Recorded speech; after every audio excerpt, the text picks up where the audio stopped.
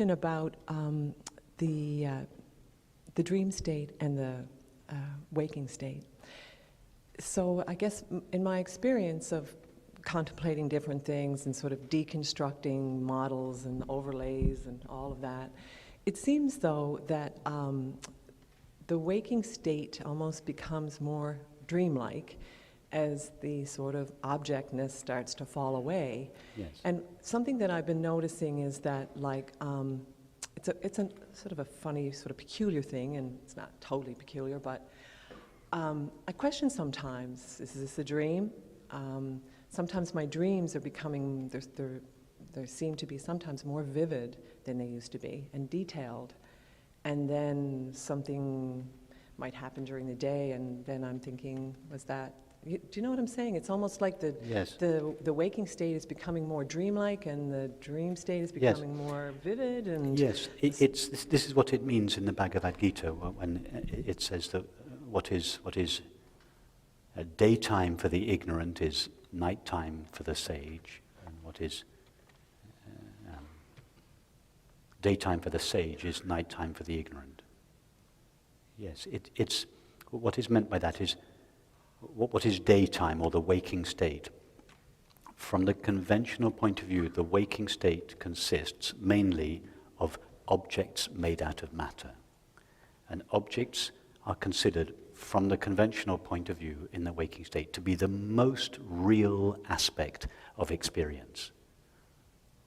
When, in fact, the very word real or reality comes from the Latin word res, meaning a thing, betraying our belief that it is the extent to which something is a thing that it is real, and the extent to which something departs from being a thing, it becomes correspondingly less real.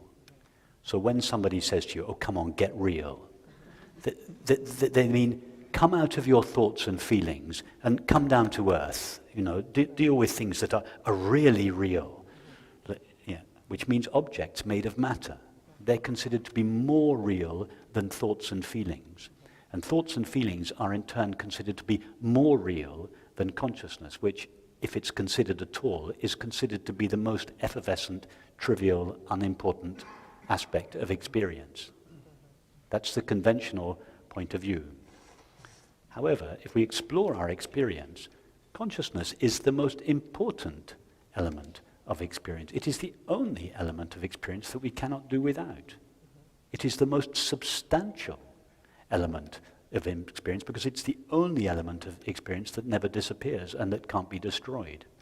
So from this point of view, from the point of view of consciousness, the waking state is, as Rumi said, a kind of ignorance. That's what he meant, knowledge of the world is a kind of ignorance. He doesn't mean that experience, he's not rejecting experience, but he's rejecting experience as it is conceived by the waking state mind, as a multiplicity and diversity of objects made out of dead inert stuff called matter. That kind of a world is ignorance, or is an illusion. But experience itself, made of consciousness, is absolutely real. So in that sense, yes, what we once considered to be real, objects made of matter, become less and less and less real. And correspondingly, what we once considered to be completely unreal, to the extent that we didn't even think about it at all, consciousness, is now realized to be the sole reality of experience. So consciousness and matter change place. We should say, so even phrases like, "it doesn't really matter." Matter here means what's important.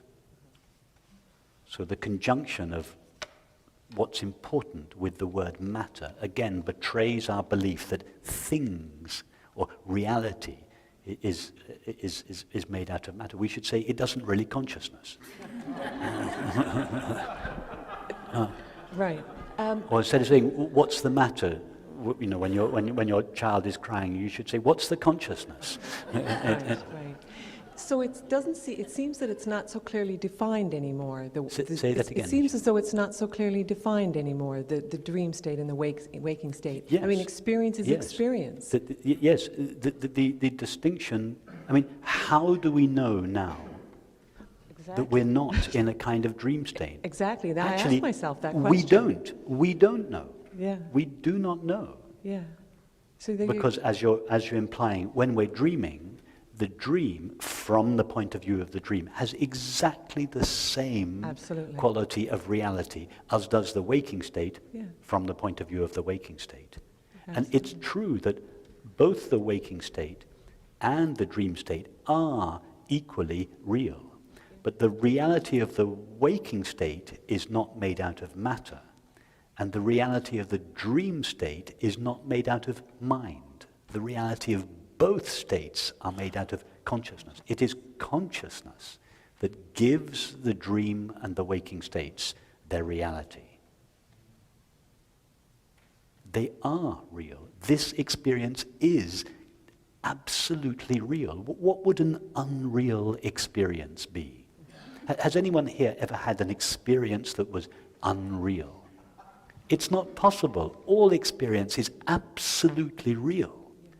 Even the wildest hallucination is as real as this concrete experience. But the reality of both those experiences, the wild hallucination and this ordinary experience, is the same consciousness. It is consciousness that gives experience its reality.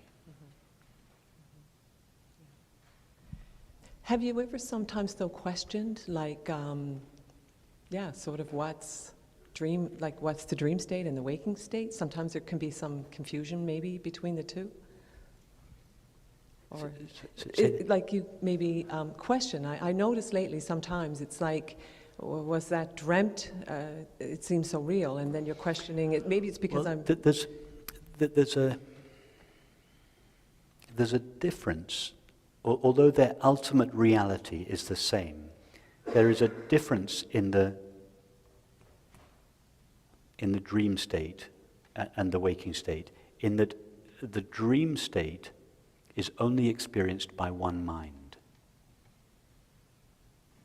Whereas this reality that we're experiencing now is shared by many minds. Okay. So although the reality of those two experiences is identical, they're not the same, exactly the same experience. Okay. In other words, this that we're having now is a shared dream. Yes. I understand. Our dreams at night are not shared, they are private. Right. Okay. But they are both equally dreams in consciousness, made only of consciousness.